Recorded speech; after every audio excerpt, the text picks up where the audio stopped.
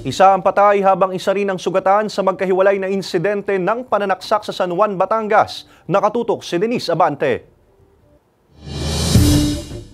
Tama ng saksak sa iba't ibang bahagi ng katawan ang tinamo ng 48 anyos na lalaki residente ng Barangay Sampiro, San Juan, Batangas matapos pagsasaksakin ng katrabaho niyang construction worker pasado 1:00 ng madaling araw kahapon. Sa investigasyon ng pulisya, nagiinuman ng suspect at biktima sa bahay ng isa nilang katrabaho nang nagkaroon sila ng alitan. Palibasa itong suspect at saka victim parehong may inom.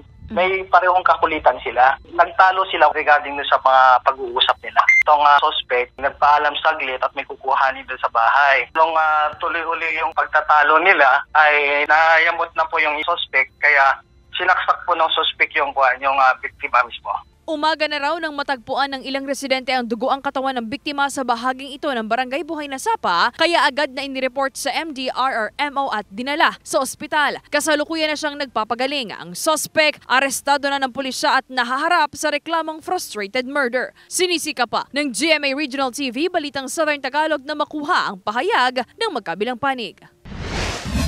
Samantala, patay naman sa pananaksak ng sarili niyang bayaw ang 59 anyos na lalaki sa Barangay Mabalanoy, San Juan, Batangas. Nangyari ang insidente nito lamang Lunes. Sa investigasyon, nagtungo raw ang umano'y lasing na biktima sa bahay ng kapatid upang manghiram ng motorsiklo pero hindi siya pinayagan ng kapatid. Dito na raw nagkaroon ng alitan sa pagitan ng kapatid ng biktima, mga pamangkin nito at ng kanyang bayaw na nauwi sa pananaksak. Nagtalo sila, nasaktan niya, dumamay din yung mga anak niya para awatin sila. Sinaktan niya din yung mga mga anak na mga kapatid niya hanggang sa dumating tong kanyang bayaw, inawat po sila. Kaya lang, nung aktong bubunutan siya ng baril, sinaksak niya po kagad. Dead on the spot ang biktima habang mabilis daw na nakatakas ang suspect, dala ang ginamit na patalim. Sinusubukan pang makuhanan ng pahayag ang pamilya ng suspect at ng biktima. Paalala naman ng pulisya sa publiko, pag-iinom po tayo, yung kaya lang po natin, huwag po natin sasagarin, baka mamaya tayo ay mapapaaway. Kaya ang ating pong kapulisan